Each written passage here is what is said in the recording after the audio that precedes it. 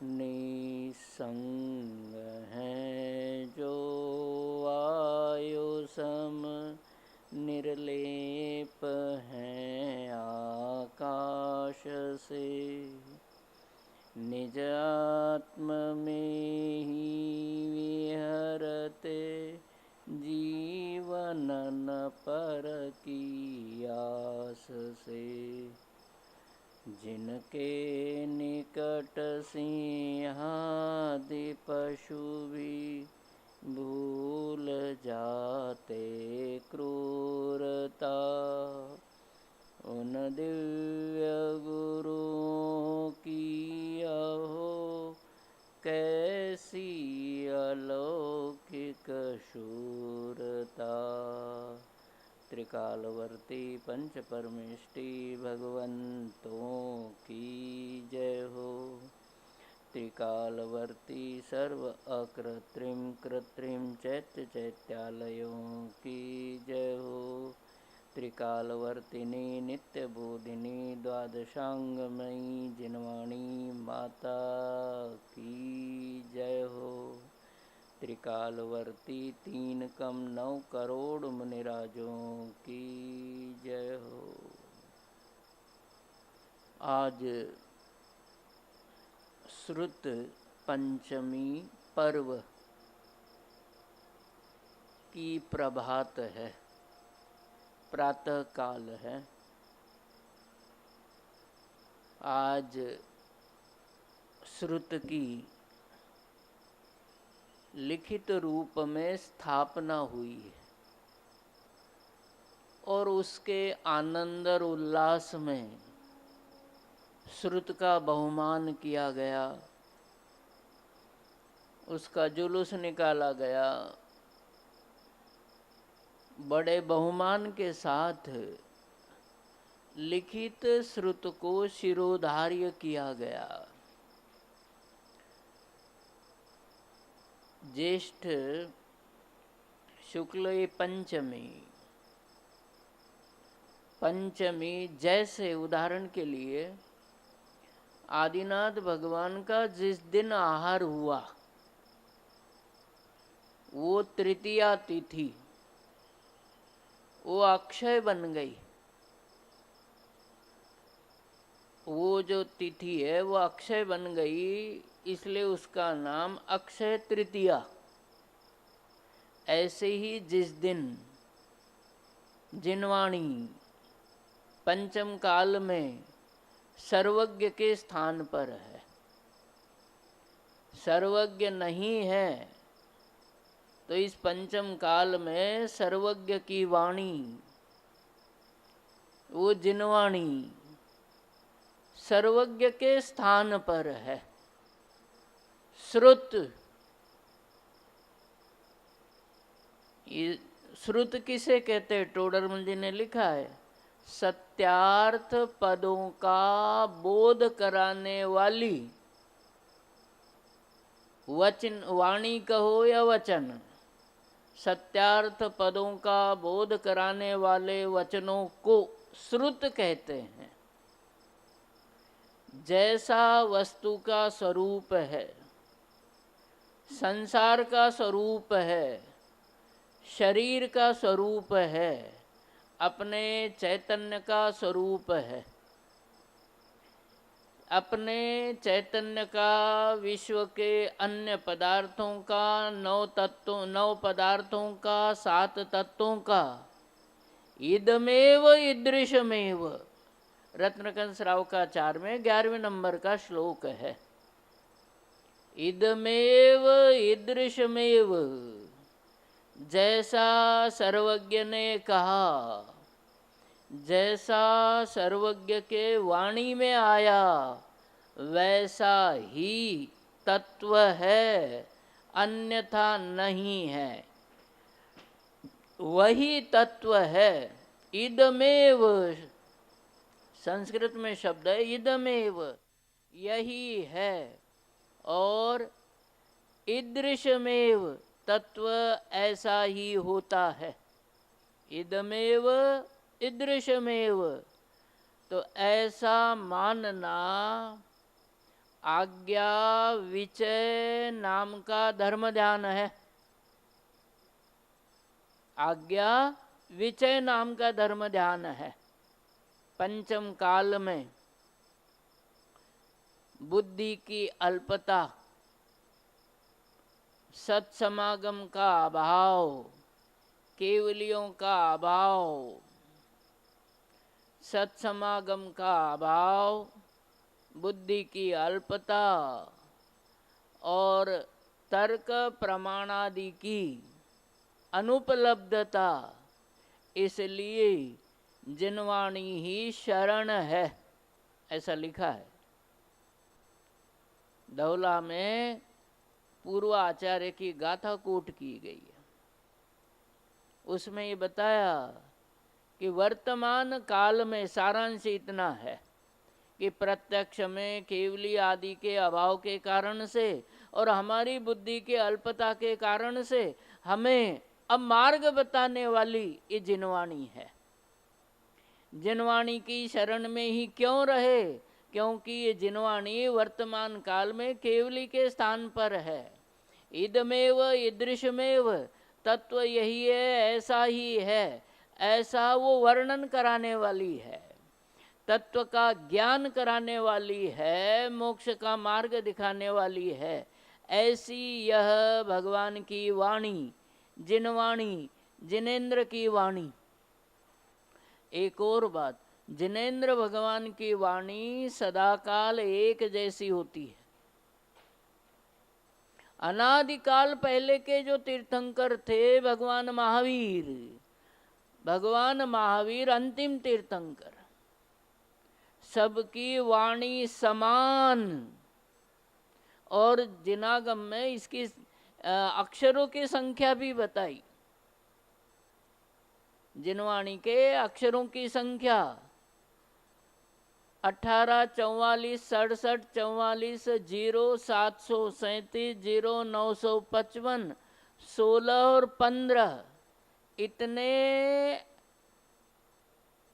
अंक प्रमाण अक्षर जिनवाणी में होते हैं। 20 अंक प्रमाण। जैसे 100 में 3 होते ना, 1, 0, 0, 3 हो गए। 1000 में 4 हो गए। ऐसे ही जिनवाणी में 20 अंक प्रमाण अक्षर होते हैं। ये तो रचित जिनवाणी की बात है। तिलोय पन्नति में जैसे आपको सभी शास्त्रों में ये बात मिलती है कि तीर्थंकर परमात्मा की दिव्य ध्वनि 18 महाभाषाओं में और 700 लघु भाषाओं में खिरती है। और तिलोय पन्नति में ऐसा लिखा है यति ऋषभ आचार्य ने कि इससे भी संख्यात गुणी भाषाओं में भगवान की दिव्य ध्वनि खिरती है। बात समझ में आ गई?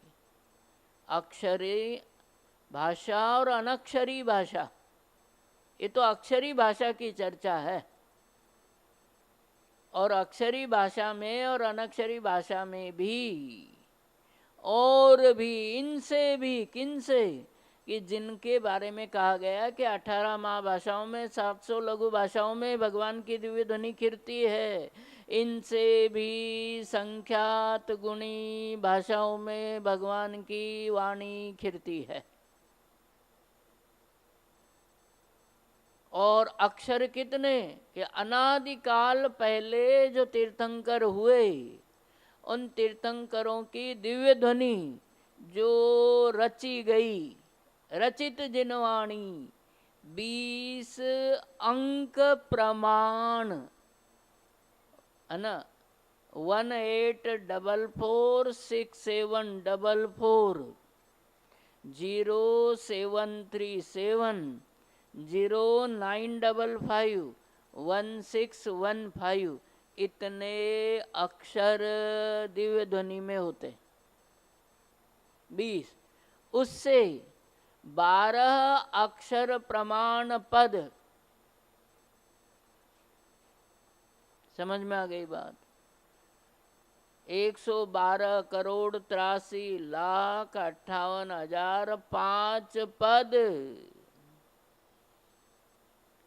इतने मतलब ये भी 12 अक्षर प्रमाण हो जाते हैं।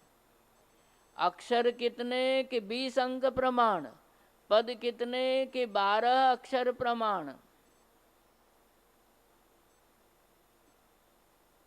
112,83,58,005 कितने पद हो गए, अंक कितने हो गए।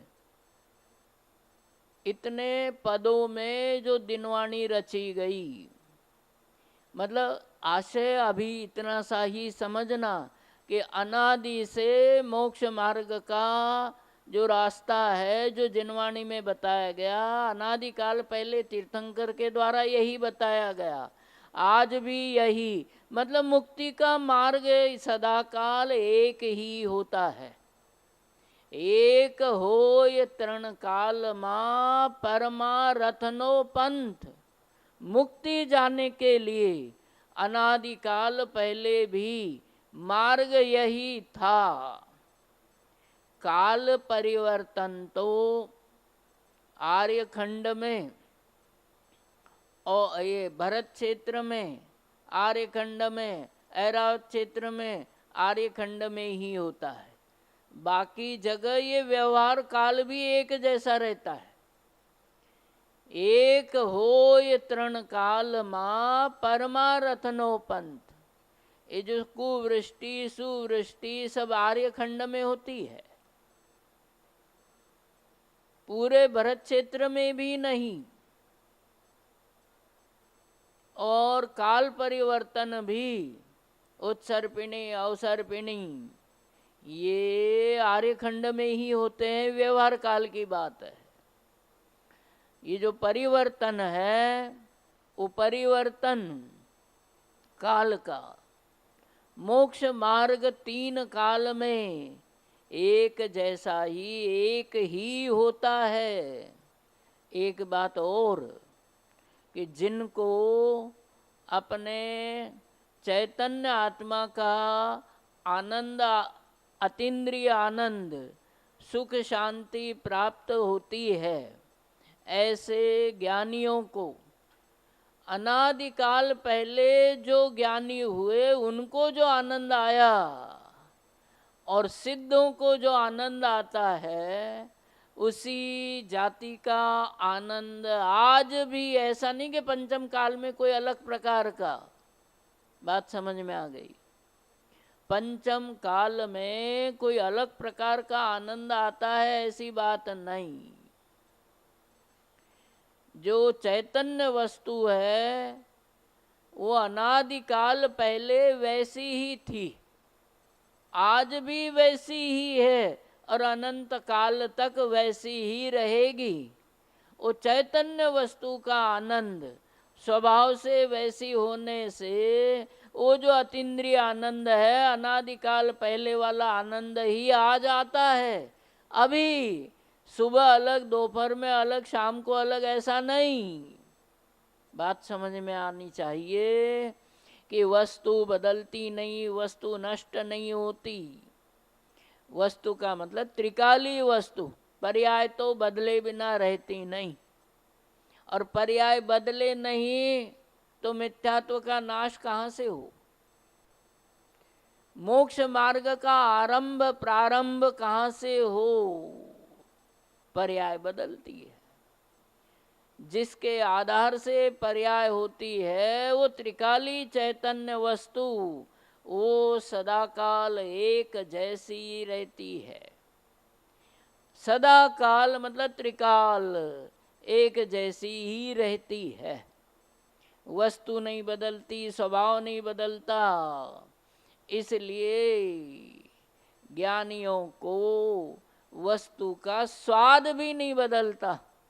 अतीन्द्रिय आनंद, अतीन्द्रिय शांति त्रिकाली चैतन्य वस्तु के आश्रय से, अनुभव से, वेदन से प्रकट होता है।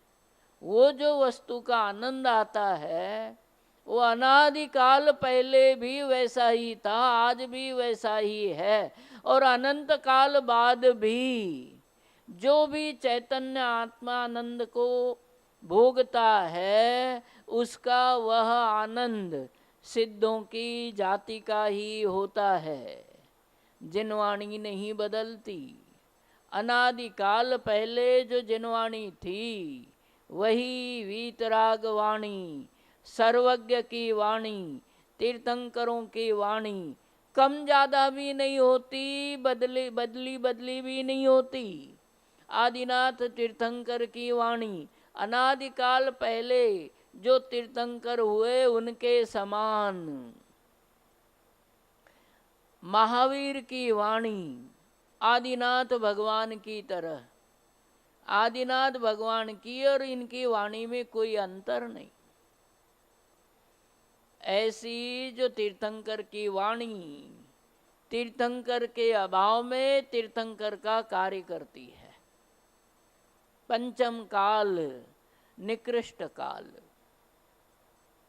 समंत भद्र लिखते हैं, कालः कलिर्वा कलुषाशयो वा। सावधानी रखना काल का स्वरूप जान करके। कालः कलिर्वा कलुषाशयो वा। काल कली है,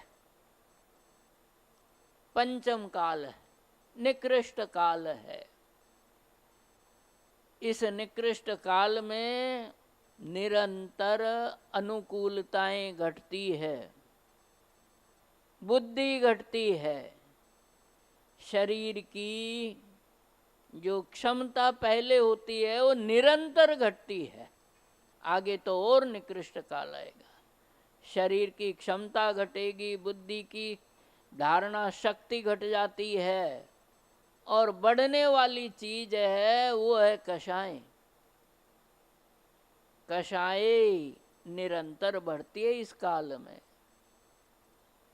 आयु घटती रहती है, आयु घटती है, अनुकूलता घटती है, बुद्धि घटती है, बढ़ती है वो कषाय।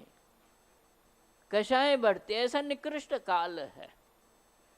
आज अकलंक निकलंक के समय ही देखो ना कि अकलंक आचार्य एक बार पढ़ने पर उनको याद होता था,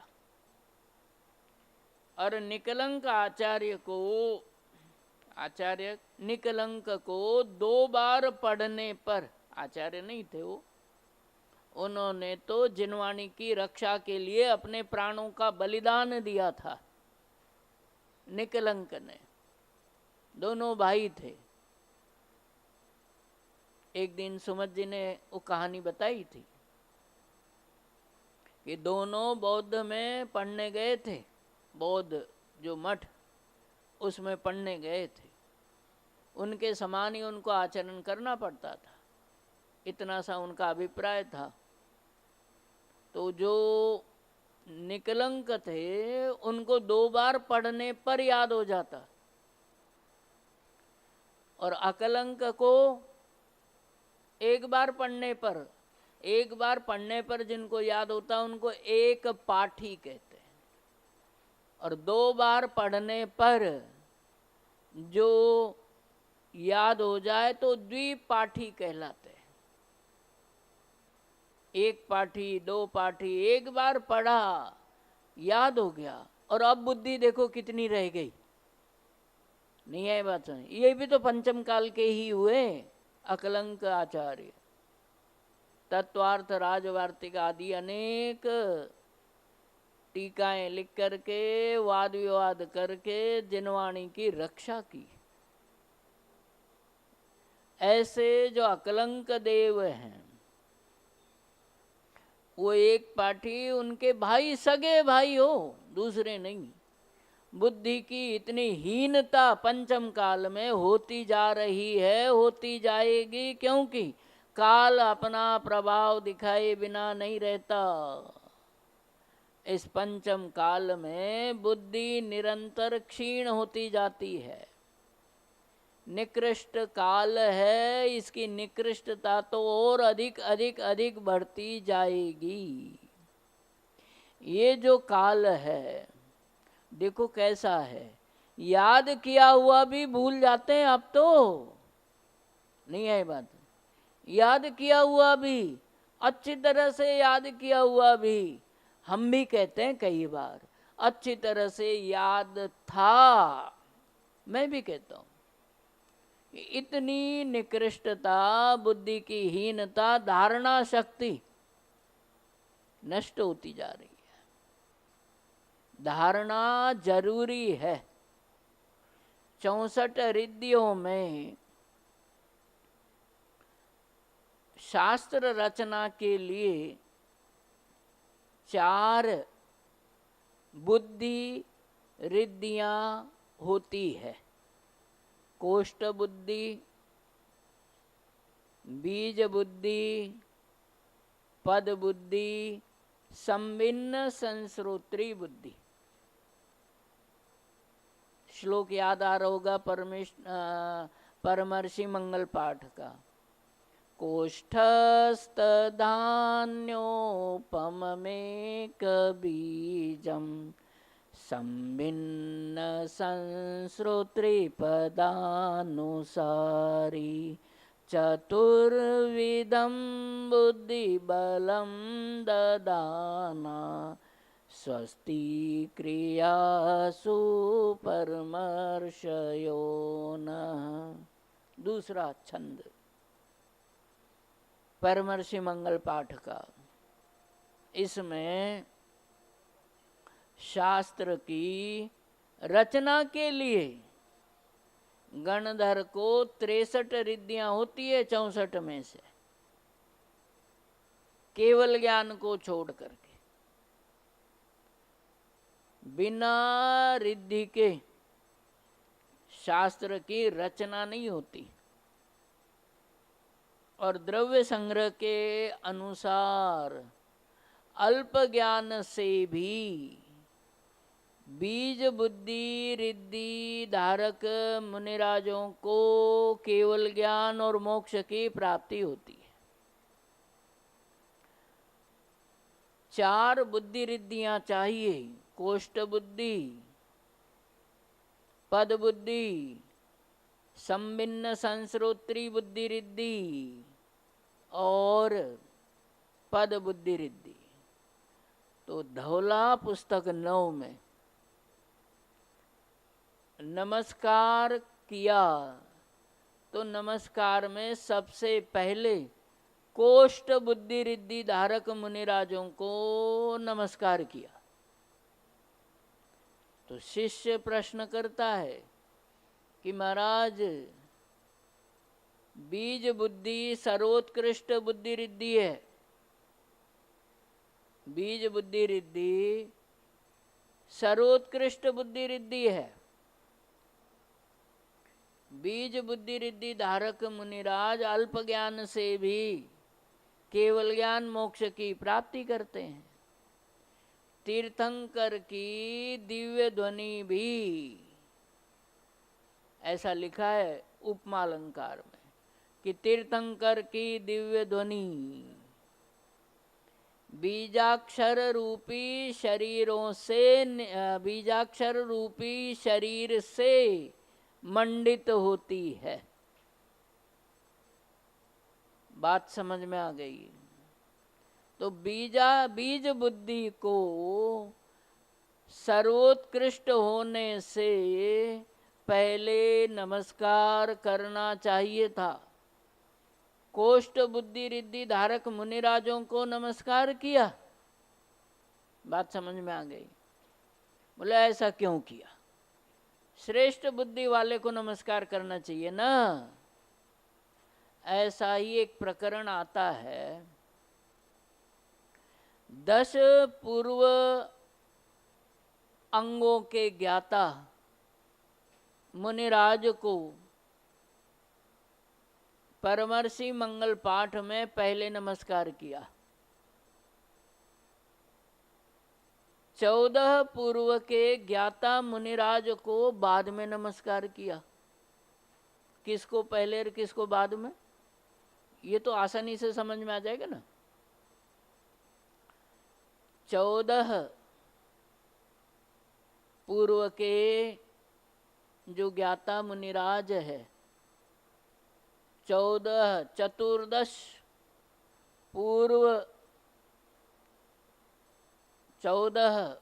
पूर्व के ज्ञाता मुनिराज को बाद में नमस्कार किया और 10 पूर्व के ज्ञाता मुनिराज को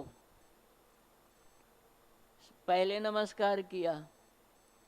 तो शिष्य के मन में जिज्ञासा हुई कि जिनका ज्ञान ज्यादा है, 14 पूर्व के ज्ञाता, उनको पहले नमस्कार करना चाहिए था, क्योंकि ज्ञान ज्यादा। 10 पूर्व के ज्ञाता मुनिराज उनकी तुलना में कम जानकारी वाले हुए। तो बताओ, दोनों ही भावलिंगी संत, दोनों ही मोक्ष मार्गी, तो 10 पूर्व के ज्ञाता मुनिराज को पहले नमस्कार और 14 पूर्व के ज्ञाता मुनिराज को बाद में नमस्कार। तो निश्चित रूप से कम पढ़े लिखे को भी ये शंका होगी कि ऐसा क्यों किया। बात समझ में आ गई?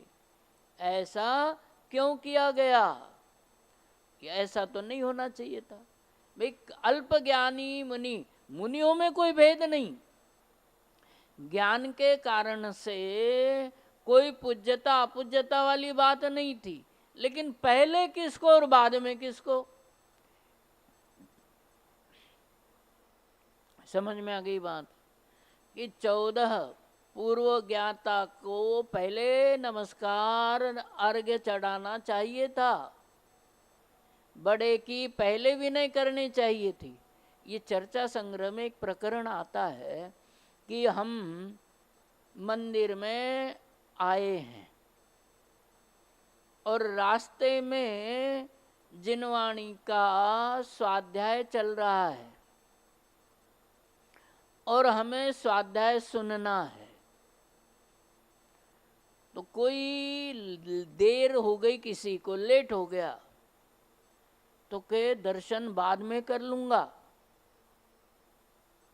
उतने देर का स्वाध्याय निकल जाएगा, इसलिए मैं तो पहले जिनवाणी सुनूंगा और बाद में जिनेंद्र भगवान के दर्शन करूंगा। तो कहते हैं वहाँ चर्चा संग्रह में, ये चरणान योग का क्रम नहीं है। बीच में यदि जिनवाणी स्वाध्याय चल रहा हो जिनवाणी का, तो श्रावक को पहले जिनवाणी को नमस्कार करके,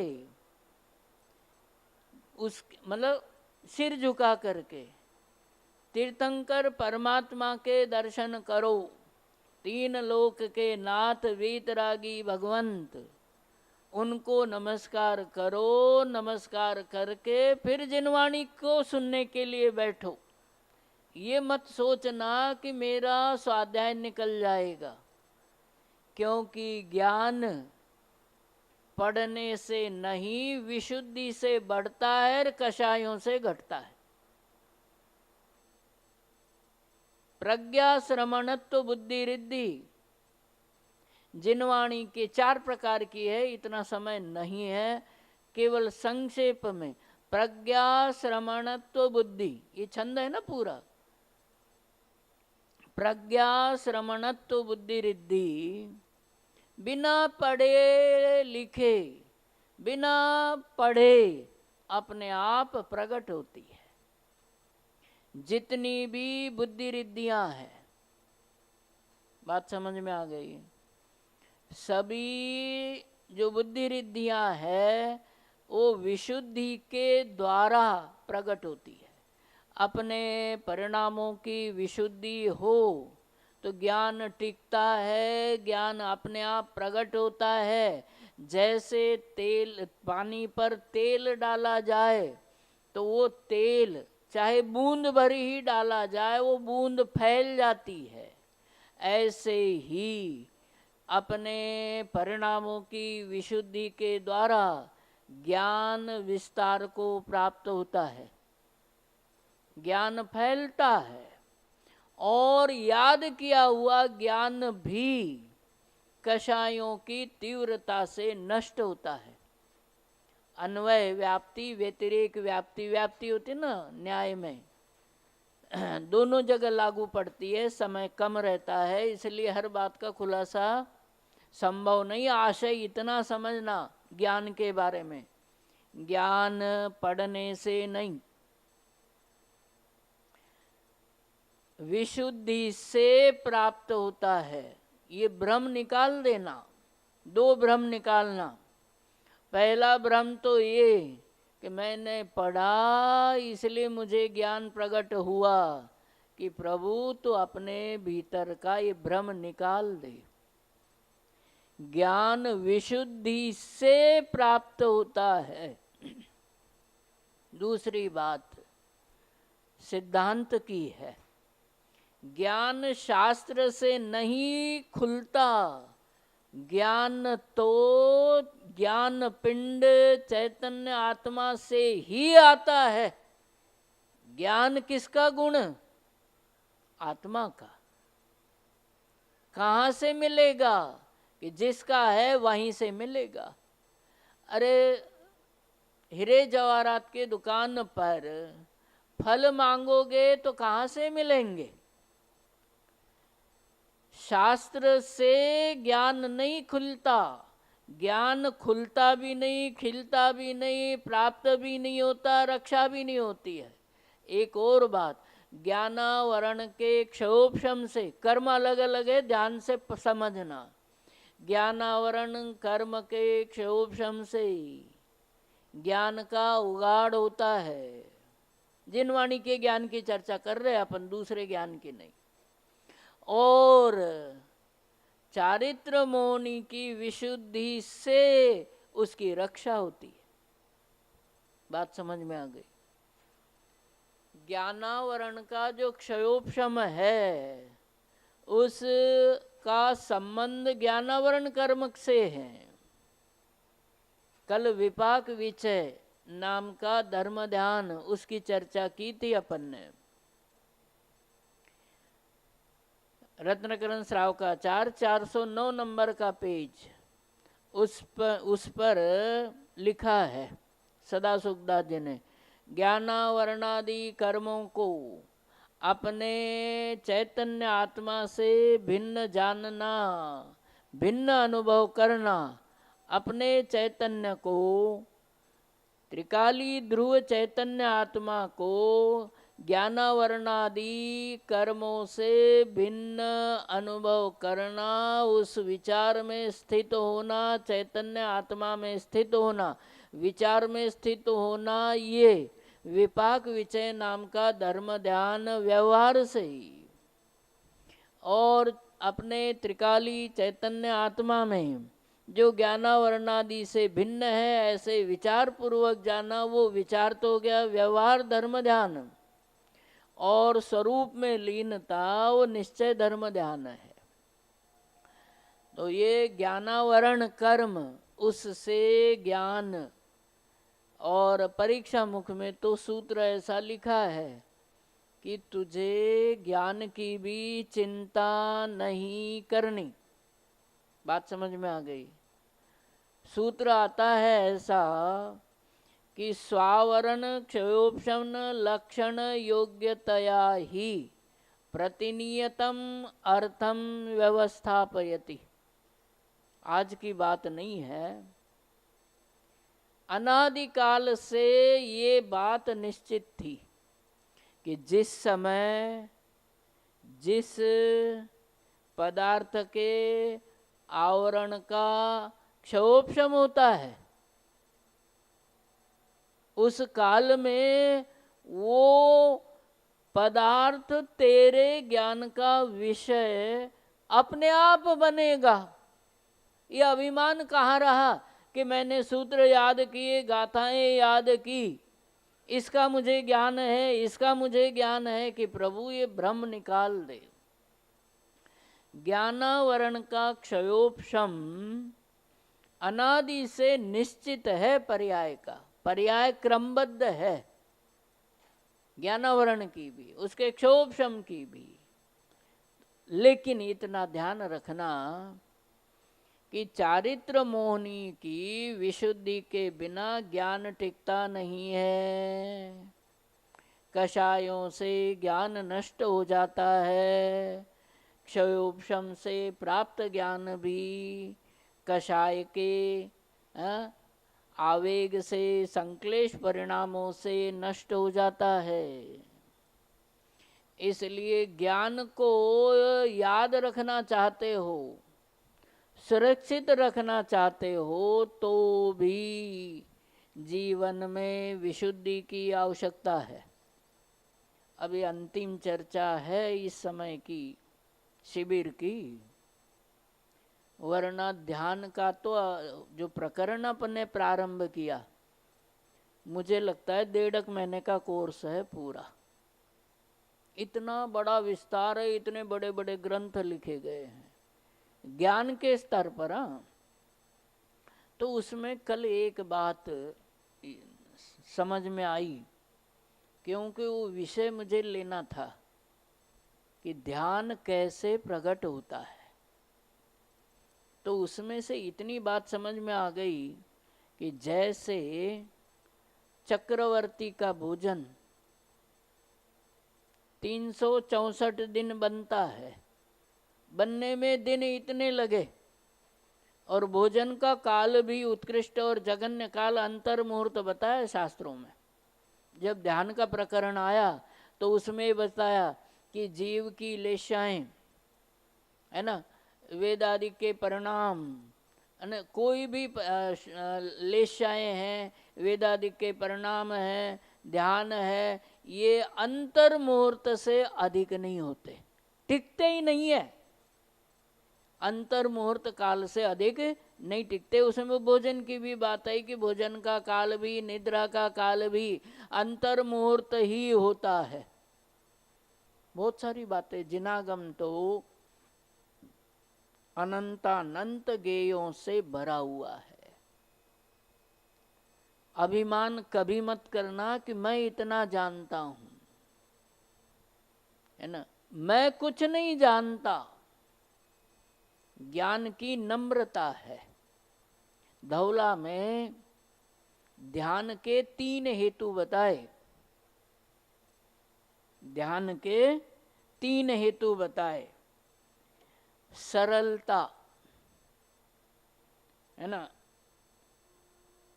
65 नंबर के पेज पर 13 नंबर का छंद वीरसेन स्वामी जी ने उद्धृत किया है। वो पूरा नहीं पढ़ेंगे क्योंकि वो रिद्धि में नमस्कार करने का प्रकरण भी श्रुत के ऊपर, आज तो ध्यान के ऊपर अपनी चर्चा नहीं हो पाई है। श्रुत पंचमी महान पर्व, चर्चा संग्रह में ऐसा लिखा है।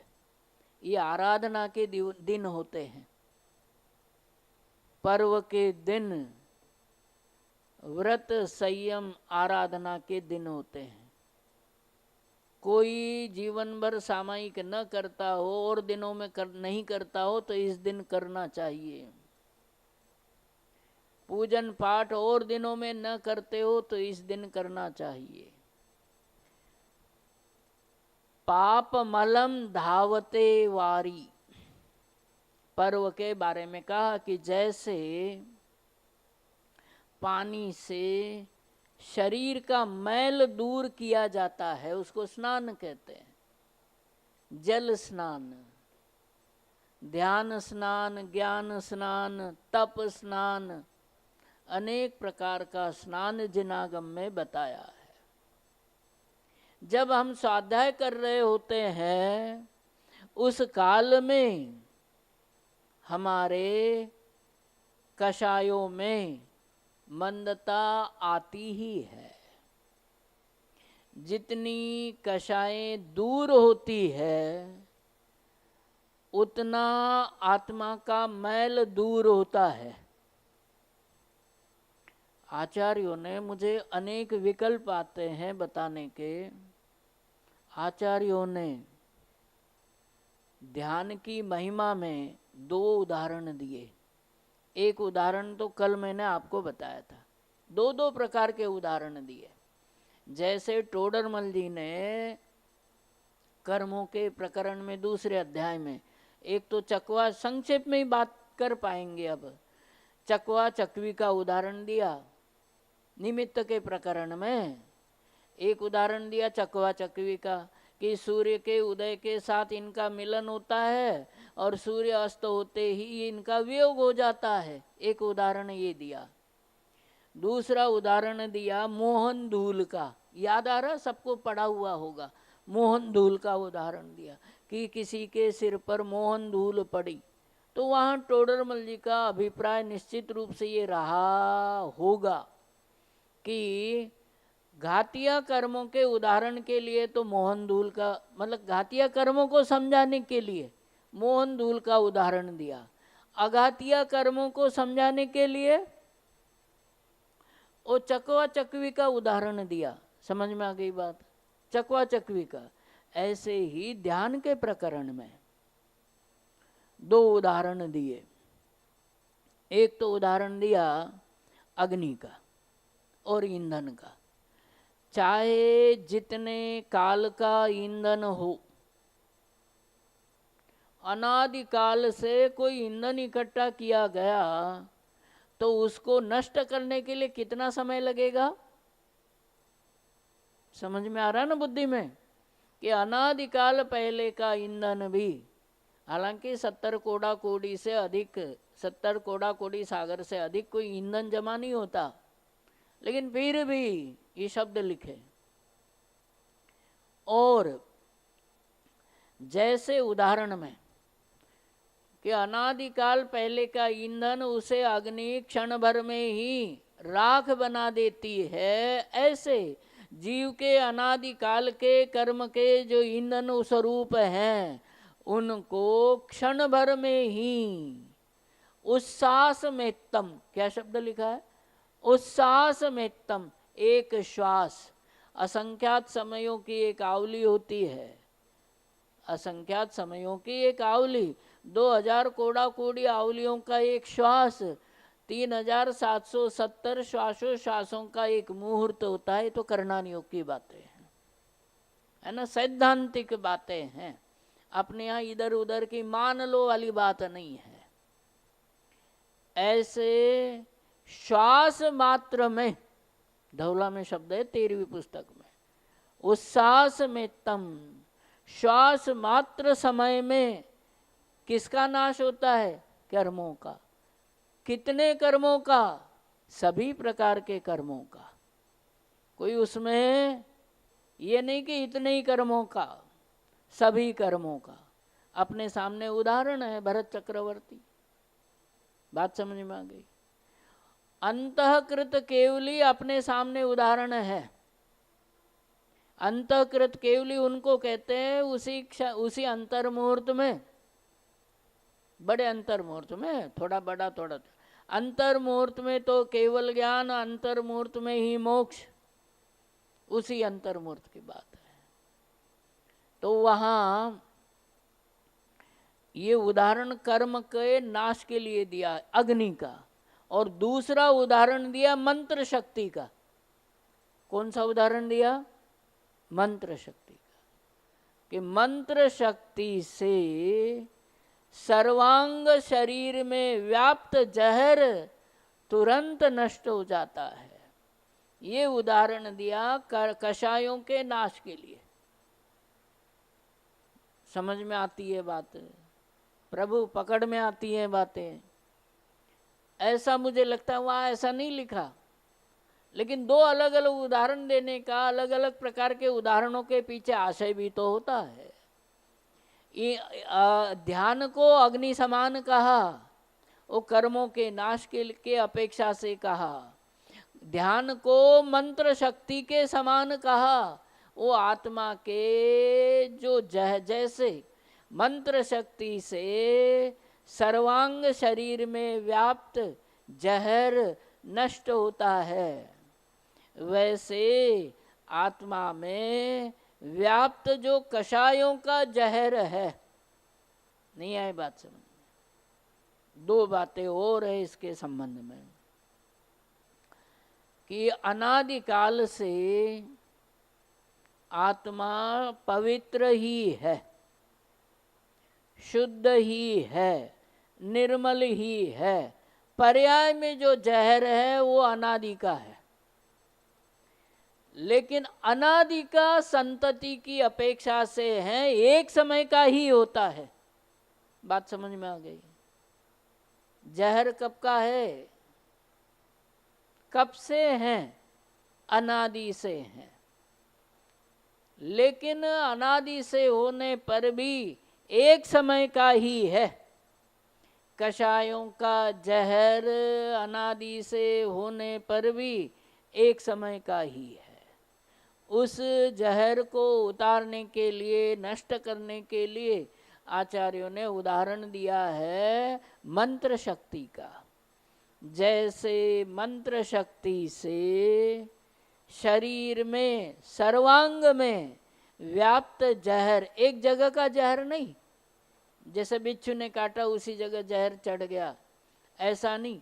सर्वांग शरीर में फैला हुआ जहर मंत्र शक्ति से जैसा नष्ट होता है, वैसे ही चैतन्य जो शुद्ध निर्मल ज्ञायक परमात्मा है, उसकी पर्याय में व्याप्त जहर कषायों का ध्यान रूपी मंत्र शक्ति से नष्ट होता है।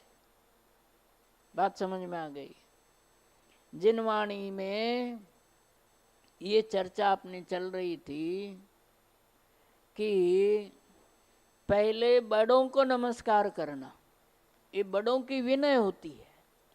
यदि शास्त्र स्वाध्याय चल रहा हो तो भी पहले जिनेंद्र भगवान के दर्शन करके फिर स्वाध्याय में बैठना। क्यों? समझ में आ गई बात? पहले बड़ों की विनय होती है, बाद में छोटों की विनय होती है। समझ में आ गई बात? प्रज्ञा प्रधाना श्रमणा समृद्धा, पंक्ति याद है ना?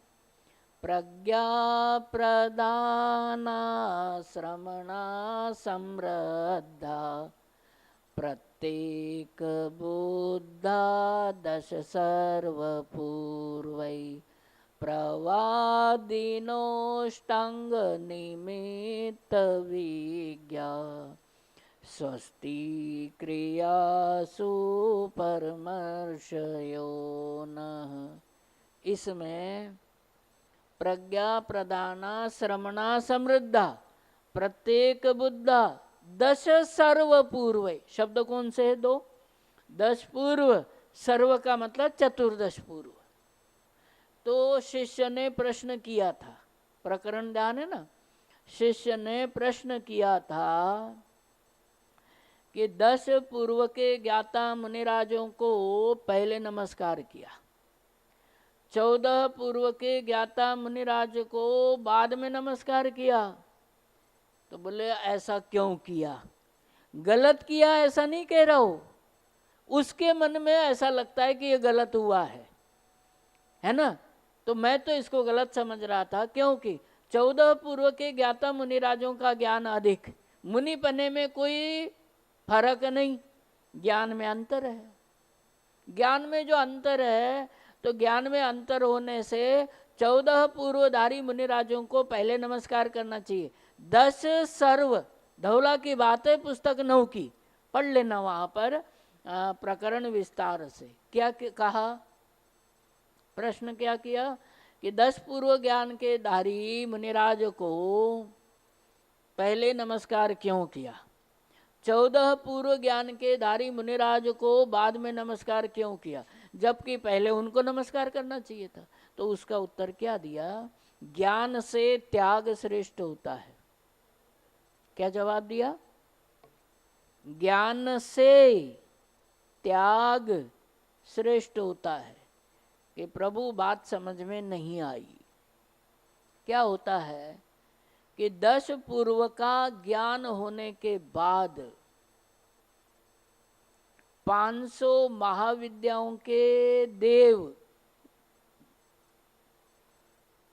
महाविद्याएं लघु विद्याएं 2 प्रकार की विद्याएं होती है। 500 महाविद्याओं के देव अधिष्ठाता जिनके अधीन ये विद्याएं रहती है। श्रुत पंचमी की कथा में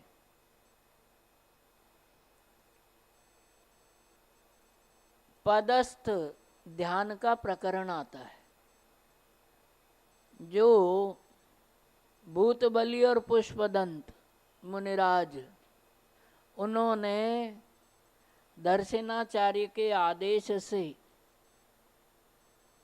मंत्र साधना की थी। ये पदस्थ ध्यान के अंतर्गत आती है। और जब उनको देवियां प्रकट हुई, उनके सामने देवियां हुई। एक बात और समझना, भूतबली पुष्पदंत ये उनके वास्तविक नाम नहीं है, देवों के द्वारा बाद में प्रचलित नाम है। असली नाम तो भूतबली का असली नाम नरवाहन था, राजा थे। भूतबली नरवाहन नाम के राजा थे। पुष्पदंत ये जो सुबुद्धि नाम के बहुत बड़े सेठ थे। एक राजा एक सेठ, नाम अलग। नरवाहन और सुबुद्धि दोनों में घनिष्ठ मित्रता, दोनों को वैराग्य हुआ, दोनों ने दीक्षा ले ली। दोनों ने दीक्षा ली। दीक्षा लेने के बाद ये प्रकरण, ये कथा, ये प्रसंग बनता है कि आचार्य दर्शन के द्वारा दिए गए मंत्र का वो जाप करते हैं। पदस्थ ध्यान की सिद्धि होती है। देवता उनके सामने आते हैं। देवियां आ गई, देवियां आई थी। एक की आंख गायब थी, एक काणी थी, और एक के दांत बाहर थे। स्वयं ही मंत्र में संशोधन किया और दोबारा मंत्र साधना की। फिर वो देवियां सुंदर रूप में आई, क्योंकि उनके मन में जब काणी देवी आई तो शंका हुई कि देव हीन पुण्य वाले नहीं होते। देव हो या देवी हो, हीन पुण्य वाले नहीं होते, इसलिए उनके अंग भंग नहीं हो सकते, अधिक अंग नहीं हो सकते। दोनों ने उसको ठीक किया और ठीक करके दोबारा मंत्र साधना की। मंत्र सिद्ध हो गया और यथार्थ रूप देवी का सामने आ गया। देवों ने शास्त्र रचना के उत्साह में इनकी पूजा की। भूत कहते हैं देवों को और बलि कहते हैं पूजा को। बाद में पड़ा हुआ नाम है ये। भूत कहते हैं देवों को, बलि कहते हैं पूजा को। देवों के द्वारा की गई है पूजा जिनकी, वो प्रसिद्ध हो गए भूत बलि। पुष्पदंत के दांत टेढ़े मेढ़े थे। जो देवी आई थी उसके दांत भी टेढ़े मेढ़े थे। बात समझ में आ गई? वो मंत्र के मात्रा की अधिकता की वजह से उसके दांत तो बाहर निकले हुए थे। लेकिन पुष्पदंत जो सेठ थे, मुनि बने, उनके दांत शरीर के नाम कर्म के उदय से टेढ़े मेढ़े थे।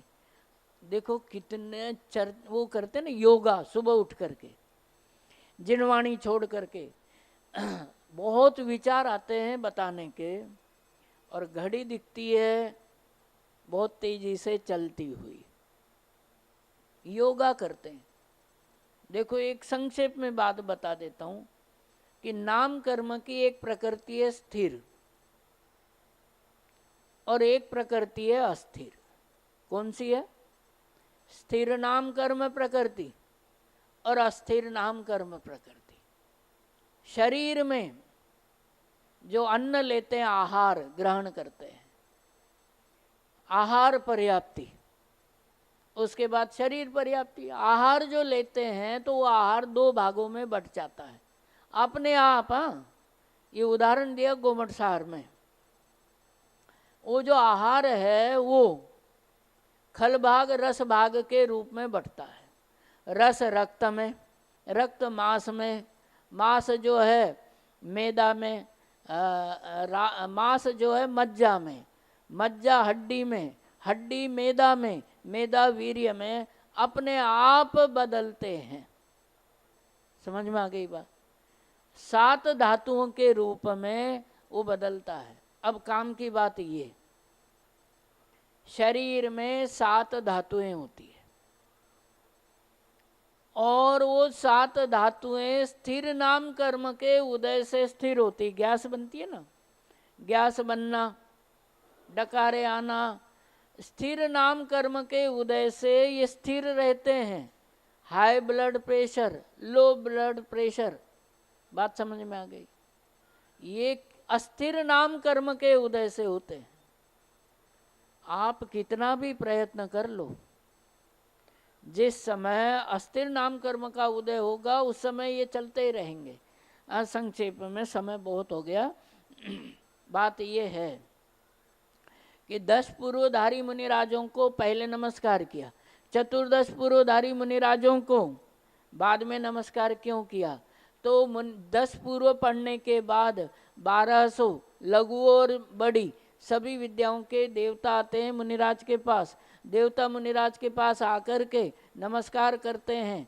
नमस्कार से पहले 3 प्रदक्षिणा देते हैं। नमस्कार करके अपना स्वरूप बताते हैं कि मेरे पास ये शक्ति है, आप चाहो तो आज्ञा दे करके मेरे से काम करवा सकते हो। वो 1200 विद्याएं क्रम क्रम से अपना स्वरूप बताती है और सब ये करती हैं। लेकिन जो मुनिराज उनको आदेश नहीं देते उनको अभिन्न 10 पूर्वी मुनिराज कहते हैं। जो मुनिराज उनको आदेश देते हैं, समय अधिक हो रहा है फिर भी प्रकरण महत्वपूर्ण है, पूरा कर लेते थोड़ा 5 मिनट में, ज़्यादा से ज़्यादा 2-3 मिनट में ही पूरा कर लेंगे। कि जो अभिन्न 10 पूर्वी मुनिराज, भिन्न 10 पूर्वी मुनिराज, ऐसे 2 मुनिराज होते हैं जो उन विद्याओं के देवताओं को आदेश देते हैं, वो कहलाते भिन्न 10 पूर्वी मुनिराज। उनका गुणस्थान भी गिर जाता है। और जो अष्टक चढ़ाए, द्रव्य चढ़ाए जाते, पुष्प चढ़ाए जाते परमर्षि मुनिराज को, उसमें भिन्न 10 पूर्वी मुनिराजों को अर्घ्य नहीं चढ़ाया जाता। अभिन्न 10 पूर्वी मुनिराजों को ही अर्घ्य चढ़ाया जाता है, क्योंकि वो किसी को आदेश नहीं देते और अपने चैतन्य आत्मा से अधिक प्रिय उनको लौकिक बातें नहीं लगती, इसलिए आदेश नहीं देते। अपने स्वरूप में ही वे लीन रहते हैं।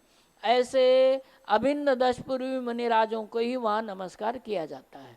धौला में ऐसा लिखा है पुस्तक 9 में, 2 स्थानों पर 64 रिद्धियों के वर्णन में, जिनवागम में 2 स्थानों पर श्रद्धान होता है।